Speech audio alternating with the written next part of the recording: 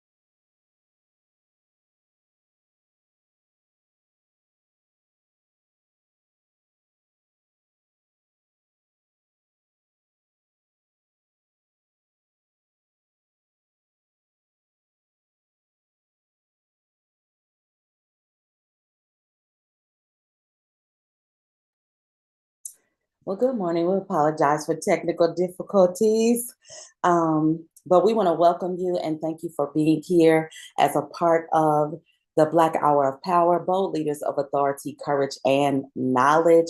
Thank you for joining us, and we are going to welcome our host, Dr. Mustafa Geddes, and ask him as he begins to share. We have a host of wonderful Black leaders who are going to share this morning. Welcome, Dr. Ross. Hello, everyone. Can you hear me? Okay.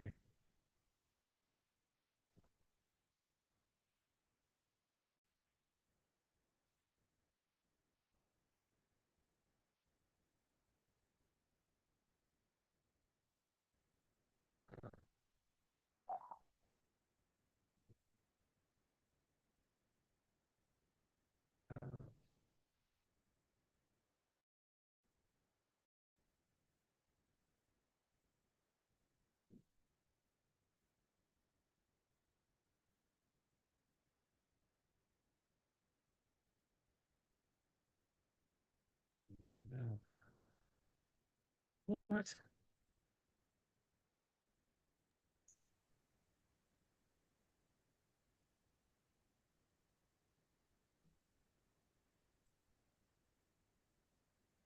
Dr. Ross, we can't hear you now. Can you stop your share and just go ahead and talk? Okay, yes, sir. What just happened?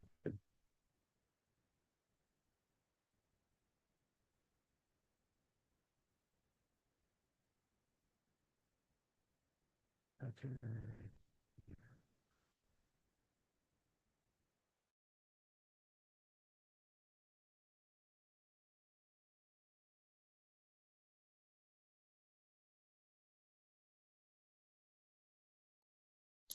So as Dr.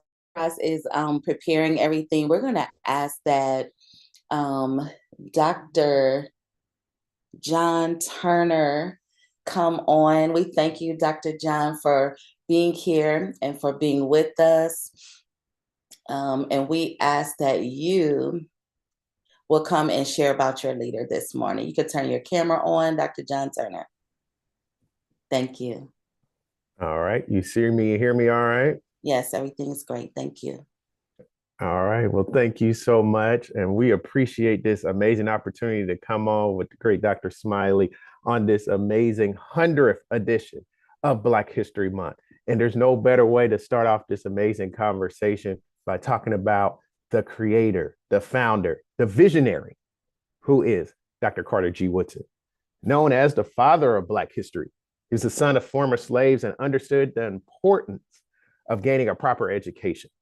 And although he didn't even start his formal education until he was 20 years old, he was still dedicated to study as he went to great schools like Berea College in Kentucky, got a bachelor's and master's degree from the University of Chicago, and even was the second Black person to get a PhD from Harvard University after the great Dr. W.E.B. Du Bois.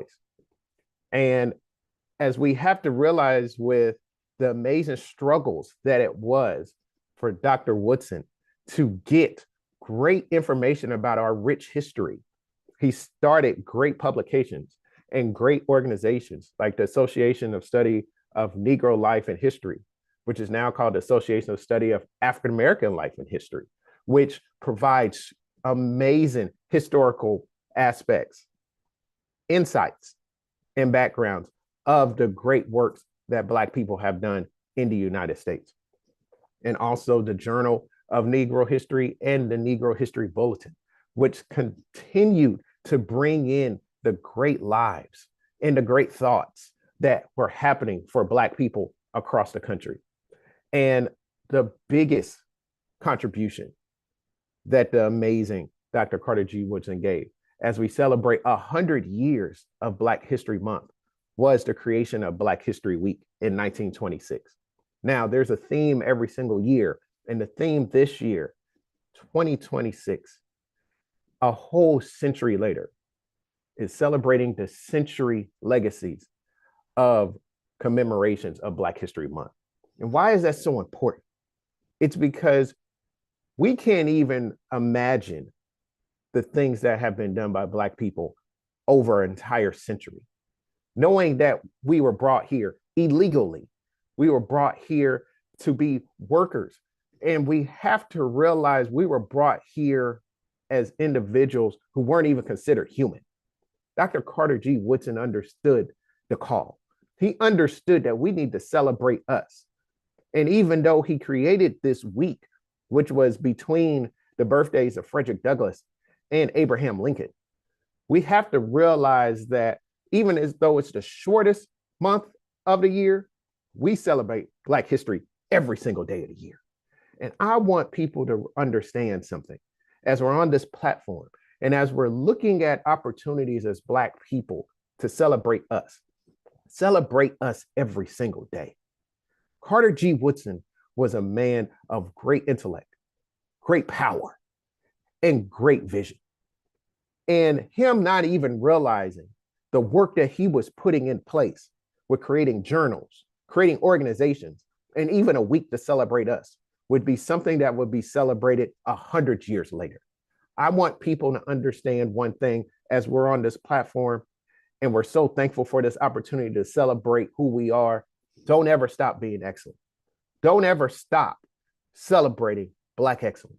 Dr. Carter G. Woodson created Black History Week, which turned into Black History Month, so we can understand one thing. We are Black excellence. This country, the United States of America, was built off our backs. And we're going to continue to see great strides in what we do, whether it's entertainment, whether it's politics, whether it's education, whether it's in our communities or in our corporations. Black excellence comes everywhere, and we need to celebrate that every single day. Don't stop celebrating Black excellence because of what political regimes may say. We should not do. We should be celebrated always. And we're going to continue to do so because that is the true way you celebrate Dr. Carter G. Woodson's legacy, by celebrating Black History Month to the fullest and to the greatest every single day. Ms. Carol, I appreciate you today for leading this amazing conversation, bringing on these great leaders, and we're going to continue to have a great conversation on today. Thank you so very much. God bless you all.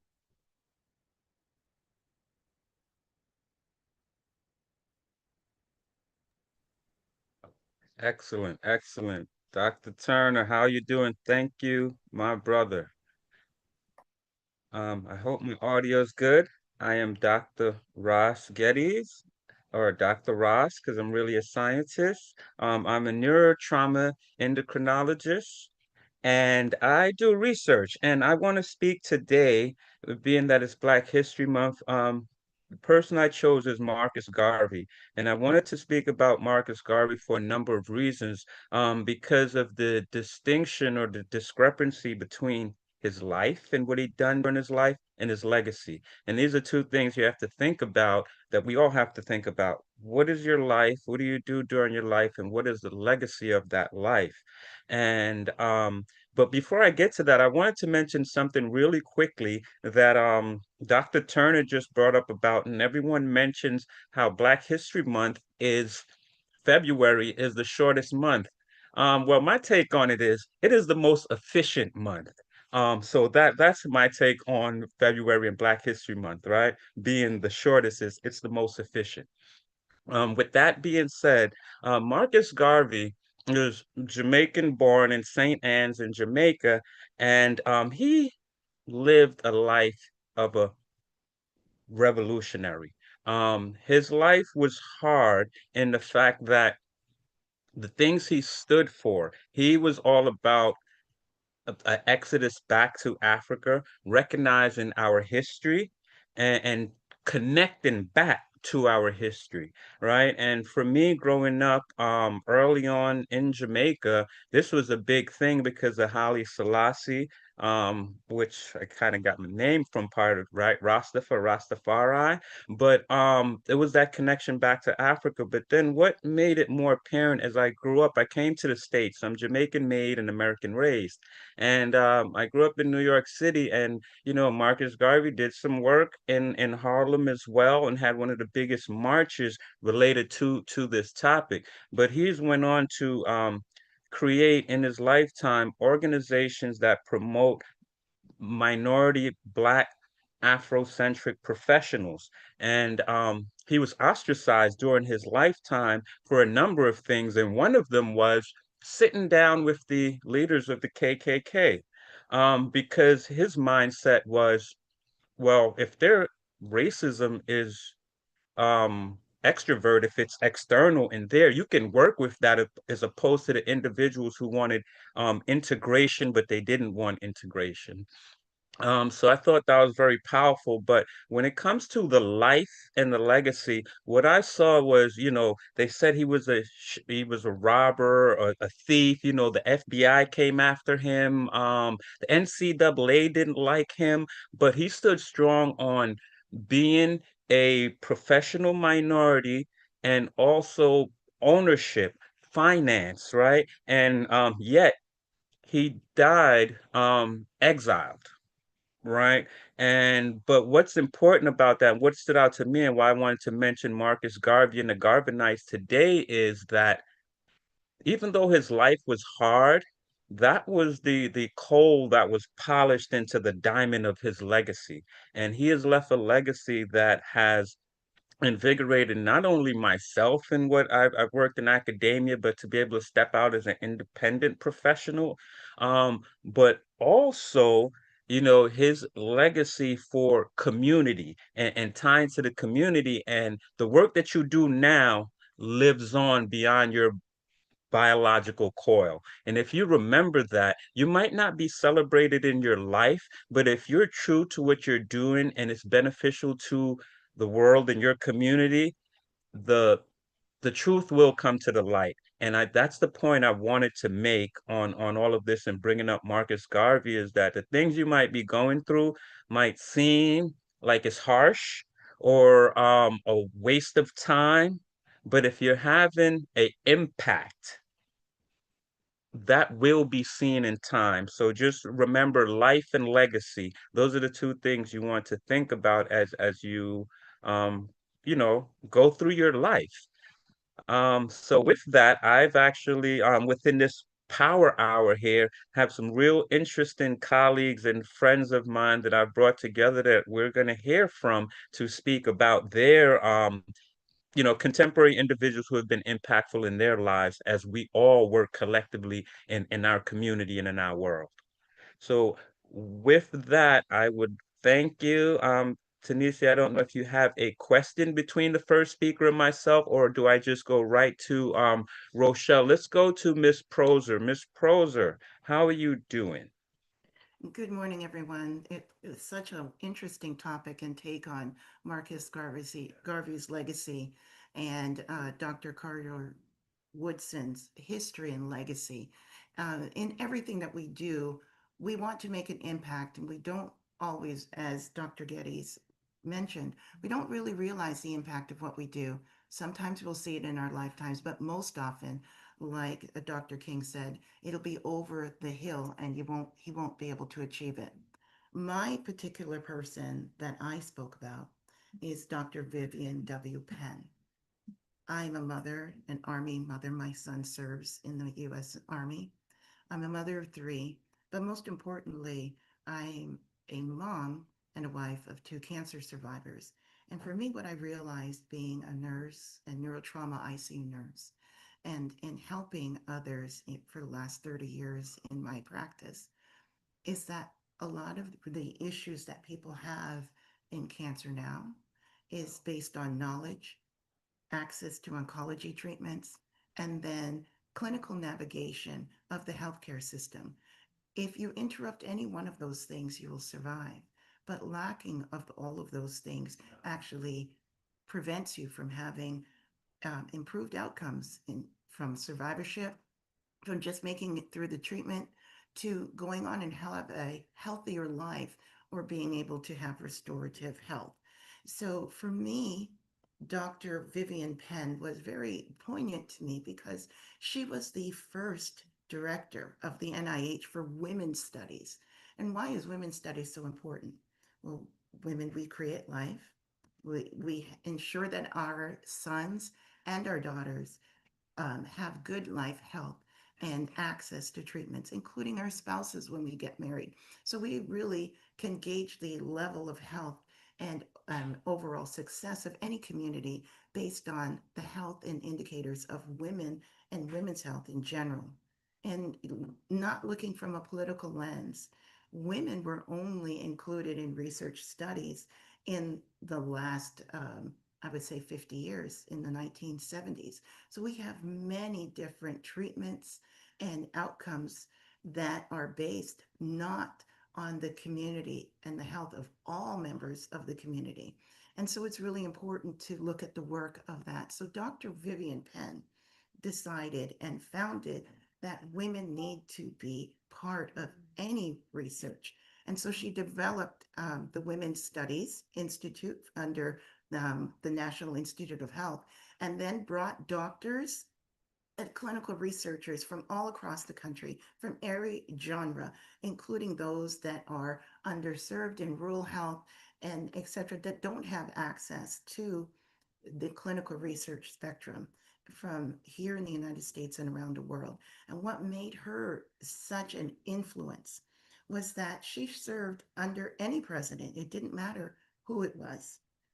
What was most important was inclusivity in clinical research and looking at women's health and making sure that we try to address all aspects, whether it's nutrition, whether it's health status, whether it's longevity in life.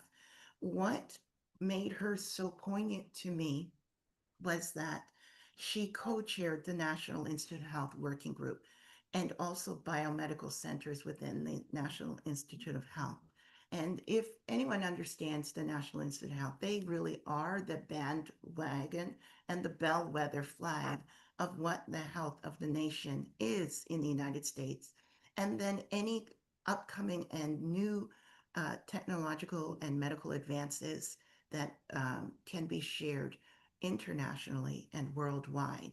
And so looking to her and looking at her leadership and how she was able to not only include biomedical careers and open the door for Black and Brown people across the world to be able to be active participants, she also lent a stage and part of her spotlight to highlight other clinical researchers.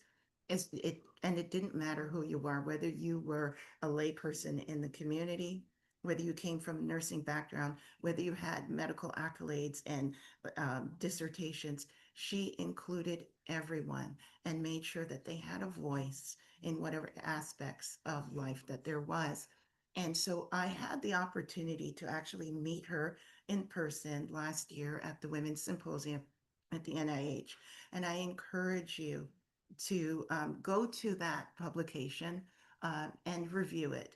There were wonderful different representatives of health and women's health and the future of health in general, including this wonderful term called AI. Whether you like it, love it, hate it, it is here and it is coming. And it is here to help those of us in the health spectrum, yes, but also look at different aspects to make our lives less redundant and progress. There's a lot of trust, mistrust on how it's built. It can be effective for us or it can be ineffective for us. But what's most important for all of us to be is to be on the voice and to be part of that stage, to be a contributing factor to that as we grow forward and make sure that our voices are heard and known in the spectrum of healthcare. So my focus is on oncology and excuse the technical difficulty with my light. My focus is on oncology and making oncology um, equitable across all spectrums, whether it's women, children, or men's health, and make sure that we have that knowledge of what's available out there. Most people don't know that your insurance and your access to treatment is based on your zip code. And that's not always fair because it all depends on what your municipality coffers are that are available to you. So most people have to travel outside of their zip code. And so understanding the research and the work and the legacy of Vivian Penn, we need to make inroads and access and clinical navigation available to anyone, no matter where they are or their status or inclusivity. And that's why I chose her as my person to present to you. So, as the chair of the Department of Pathology at Harvard University, she held teaching appointments at Harvard and Tufts University. She was a graduate of Alma, trustee of Wells College, and she earned her MD in 1967 from the University of Virginia School of Medicine. So Dr. Vivian Penn is not just a voice for the voiceless. She is a staunch trailblazer for clinical research, looking at the past that indicates what our future will be going forward. And for me, she was a very poignant advocate for public policy and definitely opened my eyes to what more can we do and as we choose to serve. And so with that, I will pass the baton to my next speaker. I really appreciate the opportunity to be able to present to you today. It was such a pleasure to be just in this space.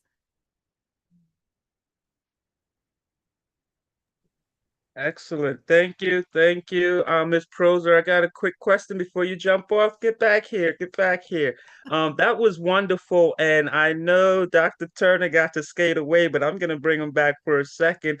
But so I love what you said, and I love who you chose. Um, if I'm a youth, why should I care? Why should I care? I'm a teenager. Why should I care? When we look to inclusivity in clinical research, in efficacy studies, in social economic spaces, teenagers are on the cusp of transitioning into adulthood. There's lots of research for children, there's lots of research for adults, but when we look at the teenager or the young adult, it's a desert in terms of education, clinical research. You're transitioning from one status into another status. And often we are left behind, left out, and just not included. But when health indicators turn and take a turn for the worst, it's usually during that time of teenage transition from pediatrics to adulthood. And so clinical research doesn't exist in a vacuum. You need to include all phases and aspects of life. So if we can catch clinical disease or do preventative medicine in that space there when it's just happening, to catalog and characterize the precursors to cancer, the precursors to chronic disease, then we can intervene earlier. We can create clinical treatments that are less invasive, that are less caustic to the body, as well as become more effective and have better clinical outcomes. So that's why you should care. Thank you so much, and I appreciate your time. I know you're very busy. So tell a family hi, and we will talk very soon. Dr. Turner, I'm going to get back to you, but let me jump into our next speaker, and then I'll bring you back afterwards so I can get a short word from you. Up next, we have Mr. Tyrone Hedgman.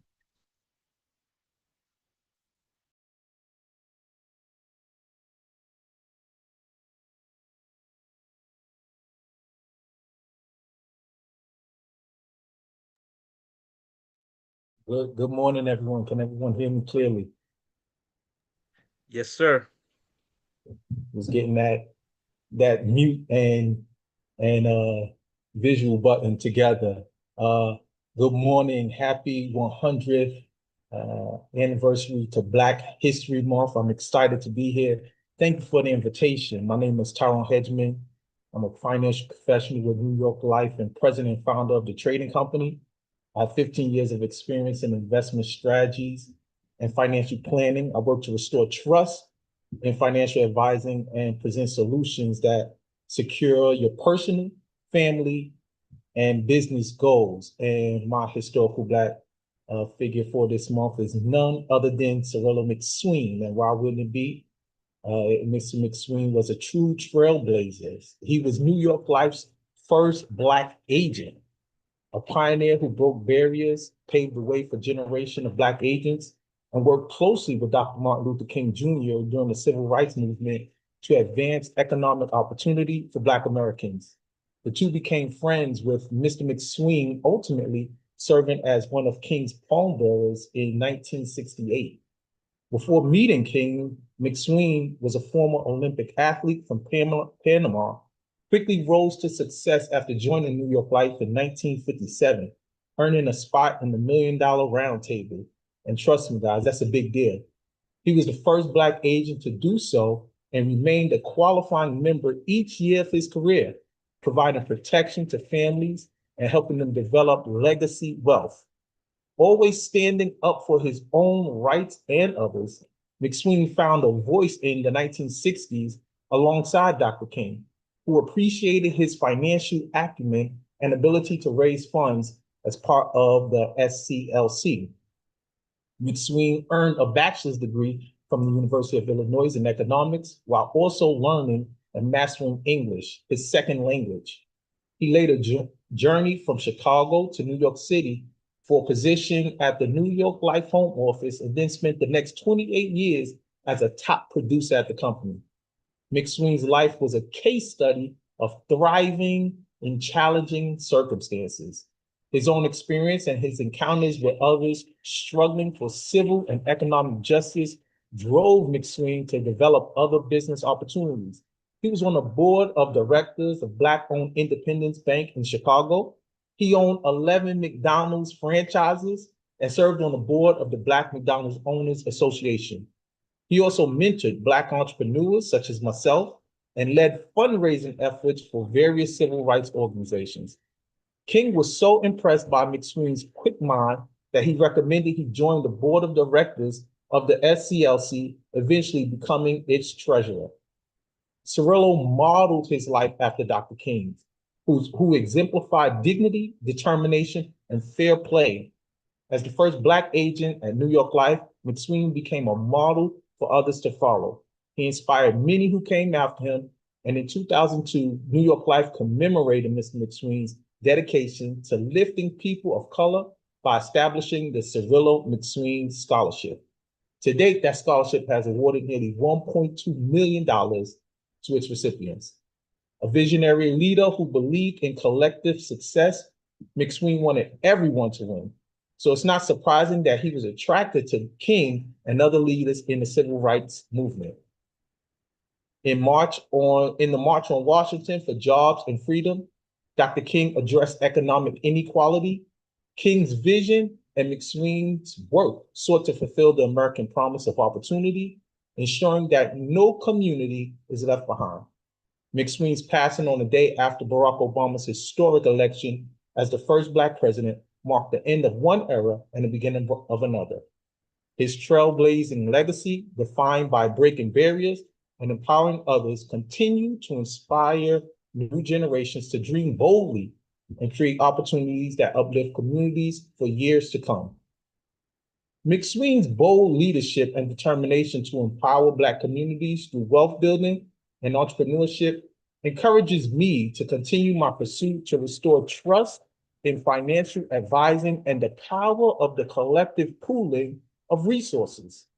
New York Life is a mutually funded company controlled by policyholders, not shareholders. With a AAA rating and a net worth of $35 billion, it is a prime example of what families and communities can do when they unite their resources. Thank you for having me. I really enjoyed this talk here. Thank you, Mr. Hedgeman. Hedgeman, do you have a hedge fund? No, no, no. Really great talk. Real quick. So okay, we have up next, we'll have a panel discussion afterwards. I'm sorry, but thank you, Mr. Hedgeman. Up next, we have Johnny Gutierrez. Are you ready, Johnny? Yes, good morning, everybody. Good morning. I get everything situation. Good morning, everybody. I'm happy to be a part of this. Awesome. Can you guys see me? Can you guys hear me? Good morning. All right, we can see you now. Perfect, perfect. Yeah, I just want to introduce myself. I'm Johnny Gutierrez. I'm born and raised San Diegan here, lovely Southern California. Always sunshines. Sometimes it rains.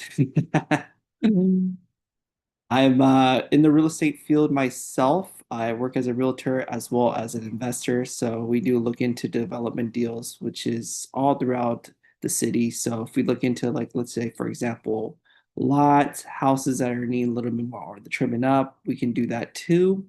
We can help out with a lot of people that are looking into like renovations, making their home very pretty, making sure they're having everything they have for their designs that they aspire. And we're helping people with their dream homes and help build each other dream homes. On top of that, I love helping out with communities as well.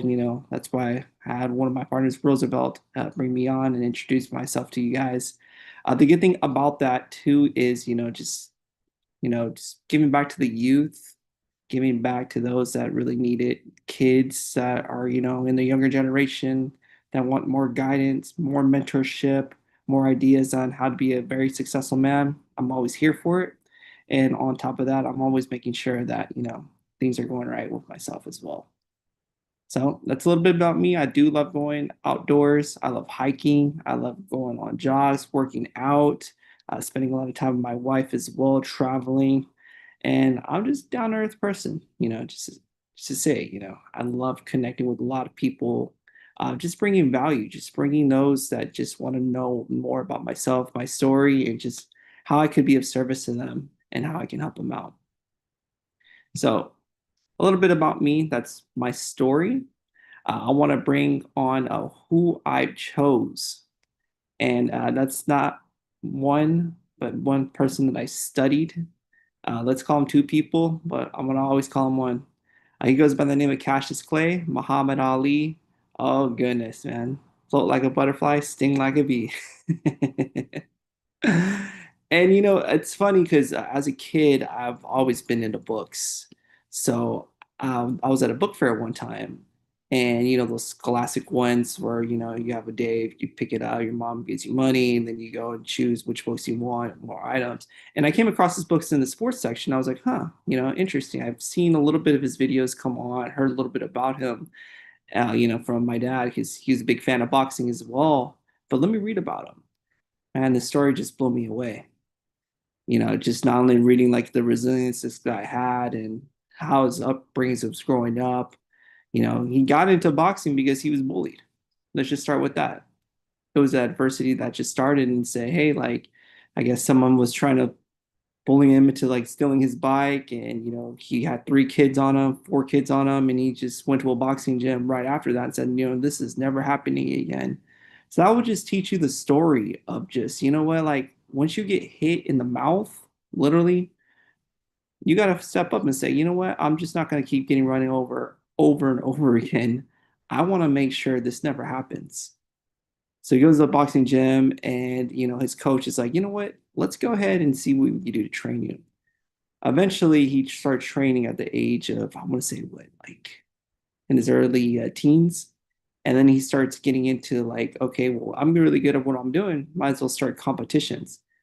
But you got to think about times back then in the 50s and 60s. You got to think about like the racial moments that were going on, how he was just always like pinned against, it's color. It's just tough to see that the upbringings that he was bringing on, like he would go to restaurants even on early days and he wouldn't even be served because of who he was. And eventually, like he grew up to the boxer that we love and grew, as we found out. And the crazy thing about that too is like for him, it was the toughness and the resilience that the guy had, the confidence he had. He repeatedly kept getting hit over and over and over again in life. That's why he changed his name to Cassius Clay to Muhammad Ali, because he was fighting for his people. And he was fighting every single time he stepped in the ring. He wasn't the type of boxer that would go in and, hey, let me talk and have his voice be heard and then lose. That was one of the biggest reasons why I chose him, is his confidence. Guys, if you guys do have confidence, not only in life, but for who you are, you got to speak up. He not only spoke up, but fought 120% every single time. And most of the time he won. And I remember one time reading into his book that he got drafted to go in the war in Vietnam. And you've seen his famous quotes, you are my enemy. Not to get into more of the politics of the government side, but he basically was saying, I'm fighting for the people. I'm getting more in touch with my roots. And, if I see people going to war and, unfortunately they're dying, or, they're not even being treated right by their own people, like their government, then why would I go to war for you? The guy had everything he has. He could have gone the flashy cars, the flashy money, the flashy homes, everything. But the most things I've heard about this guy was more towards how he helped his people, how he traveled to Africa, fought George Foreman, and then he fought, another fighter, Joe Frazier, 3 times. On top of that, like he just constantly was serving. He was helping the youth. He was helping those that are going through tough upbringings, just like himself when he had it as a kid. He had the fight and the resilience. And look up his fights. Obviously, that's something I do today. We have resources like YouTube, we have movies, Will Smith, and Ali, of course, learning more about his life. And it's just crazy to see that, like, he just constantly was improving himself as well. He's a fighter. He was always going out, making sure not only was he fighting for his people, but he was fighting for his family, and he was always crushing it no matter what happens. And it's crazy to see, like, even like how much older he grew up. He unfortunately passed away 10 years ago, in 2016, but his legacy lives on. I mean, this is going to be somebody that you're going to remember forever. Obviously, I do love boxing as well. I do train in boxing, which is good. And I always think about him, like the happy feet that he always has, the movements that he has. And on top of that, he's always just smoothly, he'll show up, he'll speak his voice, and he'll back it up 10 times, if not 20 times more. So you guys got to think about that too. Yes, we have a voice. Yes, we want to be heard, but recognize the hard work you got to put behind that too. If you say something and you don't do it, it's just a voice. Think about that. But you want to have your voice have power. And when that power comes, everyone's going to look and say, you know what? Okay, this person's for real. And they're going to keep showing up doing it over and over again. So that's someone who I have. That's someone I want to admire. And, because of this History Month, that's someone that we're always going to recognize every single day. So thank you guys so much for your time. And love to hear from you. Thank you, Mr. Gutierrez. That was really good, Johnny, and I'm glad you brought it there. And I know Tyrone, Mr. Hedgeman just dropped off, but he's actually a boxing coach as well. So thank you for your time. We really appreciate it. And hopefully we'll see you at another session, that we have. Um, so thank you for that. And I hope it's really warm out there in California. I'd like Absolutely. to come that way sometime, but thank you. So Yes. up next, we're gonna round this hour off with a powerhouse in Dr. Candicia. Are you here? I am. My All video's right. disabled, so the host needs to enable it. Okay, I think she should have heard you with that. How you doing this morning, sister? I am well. How are you? I'm well as well. And so we got a few minutes here for you to do what you do, and then I'd like to bring a couple of the folks on just to have a quick powwow before we wrap up this power hour. So thank you again for your time. The floor is yours. Not a problem. Thank you, Dr. Ross. Good morning, everyone, wherever you are logging in from, whether it is California, like I just heard, on the East Coast, in the middle of the country, or even joining us for the motherland this morning. My name is Dr. Candicia Randolph, and I have the privilege this morning of sharing with you just a few things. Those of you who may or may not know me, but those of you do, I'm a leadership subject matter expert. And so when I was really thinking about what I wanted to share this morning and the impact of Black History Month and those of us who are from the African diaspora, I thought about two women. I thought about Dr. Ileana Shabazz and Reverend Bernice King. And there's a particular reason that these women sit with me. And at first, when I thought it was immediately Reverend King. And I thought about more than just her story. I've had the opportunity to hear Dr. Shabazz speak live via Zoom for a Black History or Black Studies rather program at the University of Missouri. And the depth that she has when it comes to talking about the leadership of her father is amazing. So before I go any further, I gave this a title, and I know that we only have a few minutes, but I am a church girl at heart. And so I came up with a title, and it's called Legacy Through Leadership. And when I think about these two women, whether they loved it or hated it, they were called to a life of leadership and called to a purpose greater than themselves because of the legacies that their fathers left with them. They were endowed with a legacy, a drive, and a purpose that called them to carry forth the strength of our ancestors because both of them have the same, what we now call a trauma bond. At 2 years old, Dr. Shabazz, along with her mother and two of her older sisters, saw their father assassinated. As most of us know, Reverend Bernice King. Her father was assassinated when she was the tender age of 5. And there's a picture that sits and has been ingratiated and imprinted in our minds of her laying on her mother, Coretta Scott King's lap at the funeral. And one thing that has always struck me about these two women is that they have endured one of the harshest crimes of humanity that any person could ever endure, yet they choose to lead. They choose to lead in love, and they choose to lead in power, and they choose to try to create a world and in spaces by intentionally carving them out that are surrounded with peace and not continued systemic inequities. If you dig a little deeper into Dr. Shabazz's life, for instance, you find out that her mother was pregnant when her father was assassinated. And she's often quoted as saying, when her mother spoke about her father, it was through the lens of a husband and a father and not as a world leader. And it was because she wanted her children to know who their father was, and for them, the most intimate segment.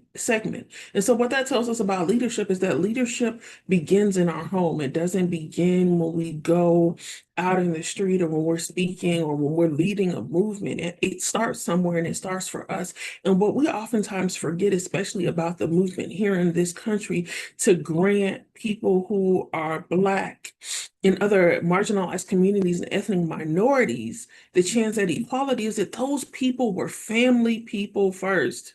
Both of their fathers had multiple children who they left behind, and they left behind because they dared take up the mantle of leadership and do something to press us forward as a people. And so my question for those of you all who may be listening today is, what are we doing to engage in that legacy of leadership and being willing to make ourselves uncomfortable? Now, I'm not suggesting that we should go give up our lives for the sake and the cause of others. I understand that that is a heavy burden to bear, and it may not be our cross to carry. But what we have to realize is that we all have to give up something, okay? I did a book lecture a couple of years ago, and I talked about including peace as a component of your leadership toolbox, that sometimes you have to be so unbothered by what other people say, what other people do, how other people act or may react to you, because you have peace. And I use the King family in that particular talk as an example. I didn't just use Dr. Martin Luther King Jr., but I talked about the peace that continues to carry with his legacy now. And if we understand anything about Reverend Bernice King's life, we know that her father wasn't just assassinated. Her uncle, her father's brother, died mysteriously within 2 years of of her father being assassinated. He drowned in his own pool. Yet the family says he was a prolific swimmer. Her grandmother was gunned down in the same church that her family attended, and her grandfather was the pastor. Gunned down at the very organ she played Sunday after Sunday. She's had 2 cousins who have just dropped dead mysteriously, one by jogging. Her brother Dexter died 2 years ago, and her sister Yolanda died a year after her mother, Coretta Scott King. But this woman somehow continues to embrace the legacy of leadership that was handed down to her by her grandfather and her father and her mother, and she continues to attempt to uplift this world through compassion, but not ignorance. And that's something that both Dr. Shabazz and Reverend King do exquisitely, is that they shape the narrative not approached by a whitewashed imagery of who their fathers were and who they continue to be in their lives, but they tell the holistic truth that, yes, you sit here and laud Dr. King now, and he has a holiday now, but understand that it was the government who sanctioned his assassination. Understand that, yes, Hollywood has produced movies and documentaries about Malcolm X, but that he was feared and he was seen as the enemy. And so it takes an exquisite amount of fortitude, of strength, of emotional intelligence, of intellect, and a calling to a higher purpose, and an embracing of that legacy, that both of these women are able to carry it out and do it day by day. Dr. Shabazz, who is an adjunct teacher, she teaches race and crime and race theory. How difficult is that to stand and try to shape young women and young men of every ethnicity, every race, every potential nationality, and not do it from a lens of hate? Because let's be honest, these two women could walk around with hate and contempt in their hearts, and I wouldn't even blame them. I wouldn't be mad. In fact, I don't know how Bernice King speaks about love as much as she does, because she has every right to hate. But because of the legacy that was endowed upon her, that was bequeathed to her, both of them have understood that they had to rise above that hatred that they were also given. Let's be clear.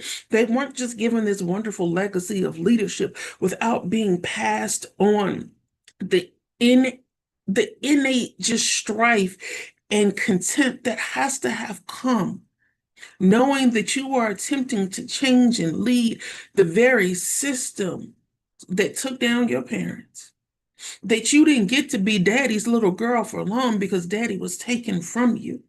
Yet they have realized that it is their responsibility to continue to help raise the consciousness, not just of this nation, but of the world, and to continue the momentum and the work that both of their fathers begun. And as I'm watching the clock closely here and know that I have about 90 seconds left, the other thing that I want you to take away from this legacy of leadership is that one thing both of these women have intentionally done is debunk and demyth the notion that their fathers were enemies, that their fathers somehow had hatred or contempt for one another, that their mothers did not get along. In fact, these two women, friends, they are sisters. They are sisters in the struggle, they are sisters in the fight. And so we want to acknowledge that today and understand that regardless of the rhetoric that people put out there about you, about who we are as a people, about what we may have accomplished, what we do or don't have to overcome, we have to own our own narrative. And that is what they do every day. They own the narrative of who they are, of whose they are, of who their parents were, and who they continue to be in this world. And if we're going to effectuate the change, and if we're going to rise above the debauchery that is somehow inflicted and imputed upon us day to day, especially by being Black people, not just in this country, but in this world, and understand that we're really part of that global majority, then we have to rise above some contriteness that the world would choose to inflict and impute upon us. And so, as I close today, I want you to think about what is the legacy of leadership that has been handed off to you. What is the thing that you're going to have to rise above to truly make an impact and a difference in the world? What is it that our ancestors have given to you, have left for you to carry throughout this world? Is it a sense of harmony? Is it being militant? Is it being a leader? Is it being a follower? Is it willing to be able to say, you know what, I'm going to be uncomfortable so that together we can be comfortable? And so this Black History Month, I don't want you to stop with this month. I don't want you to stop when you log off here today. I want you to think about what it is you're going to do, that we are going to do to push this thing forward, because we won't be silenced. We won't go back. And I do promise you that the revolution, it will be televised. Thank you. Wow. Okay, folks. We have 3 minutes to the top of the hour. I hope you guys can see why I had Dr. Randolph here at the end to wrap all of this up. Very powerful voice in the community. Thank you so much again for everything that you've brought here to us today, our audience, as well as what you're doing out in the world. Dr. Turner and Nurse Proser, you guys can pop your cameras back on if you want. But I want to thank all of you, and I want to remind everyone that we all spoke about different individuals, but these different individuals interacted and or inspired one another. And so as I look on the camera, as you guys see these people here, that's what they do for me in my life in real time right now, inspire and support. And so we're building that thing that will lead to legacy. And so I hope you guys really appreciate the speakers that we had. This was definitely a power hour, right, of Black leadership, achievement, courage, and knowledge. Thank you all so much. Please, I want each of you to just give a quick 30-second last something to the audience. But thank you so much for your time. I really appreciate it. So we'll start with Dr. Randolph, go to Nurse Proser, and then we'll wrap it up with the cat in the hat, Dr. J.C. Turner. So, just something that I would leave with you, right? We are walking history. We are history in the making. Do not ever let anyone shame you into believing that it is not okay to live in your truth, to continue to tell your story. Don't let America make you believe that this whitewashed version of what they tell us is history or American history or even the rhetoric that they give us today. Don't ever let someone make you feel ashamed.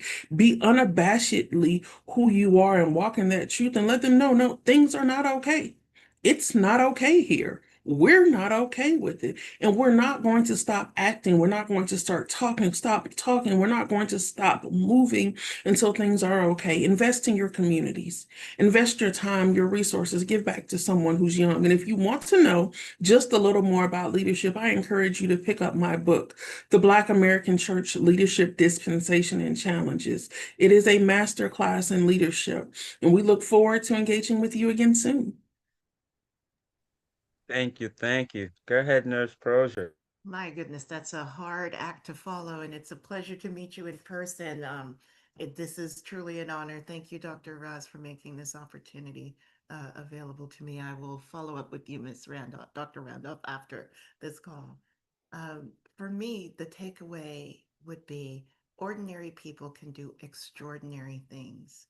But as African Americans, we are not ordinary, and we've never, ever not been called extraordinary. And so that takeaway for me is something I would leave as part of all that we have here. We are presenting someone who we looked up to or who left a life of legacy. But even within our own spaces, we can make large impact with small advices. After this call, I will be returning to my post with the federal government, working with the Health Information Advisory and Technology Advisory Council in Washington. And so I write policy. I'm a certified legal nurse consultant.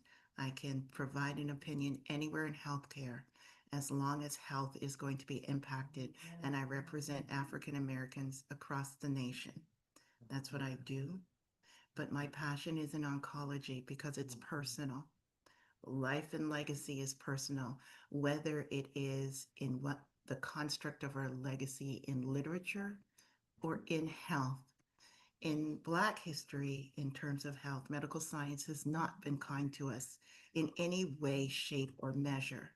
And we have the opportunity as Americans, all Americans, no matter what construct we come from, to make a difference in our legacy going forward, which is why I presented Vivian Penn, because she is actively making changes now. We can make changes now, regardless of who is in office. It doesn't matter. We matter. And we coming together can go forward and make those changes. So small acts from extraordinary people make that difference. Thank you. Thank you so much. Now let's hear a chat from the doc. Once again, Dr. Raj, just want to say thank you so much. You could pick up the Dr. Talker book, which myself and Dr. Randolph are great contributing authors of, as I talked about the great and amazing Dr. Carter G. Woodson, who was the amazing second Black graduate of Harvard University. We will never forget the legacy that we live. Dr. Roz, all these great leaders that's come on this call, we're here because of their excellence. And we're going to continue to be excellent in everything that we do. Go ahead, support Black excellence. It's out there. We're here, and from 100 years now to 100 years later, we're going to continue to support Black History Month and all the Black history that happens around the world. God bless you. And with that, we wrap up our hour. Thank you all so much. I will definitely be in touch because I want all of you guys to come back on. At another time, we'll be doing this all month, but we have other activities for authors specifically. And then, Nurse Pros, you're on that national level. We definitely want to have you back and have a longer conversation with each of you. So with that, I will turn the mic over to Tanisha. Well, we thank each one of you for being with us today, and we want to invite you to share this broadcast and know that every single day in February, we will be meeting for 1 hour for a moment just like this, where we have the opportunity to celebrate Black greatness, Black leaders, inventors, educators. We are running the gamut, and we're so grateful for each of you for being here. Thank you for sharing, and thank you for inviting. If you have not signed up and you want to be a part, please go to the link that's in the comments and go ahead and sign up. Thank you so much. Thank you, Dr. Ross, for your stupendous hosting and for inviting such powerful guests. We'll see you guys.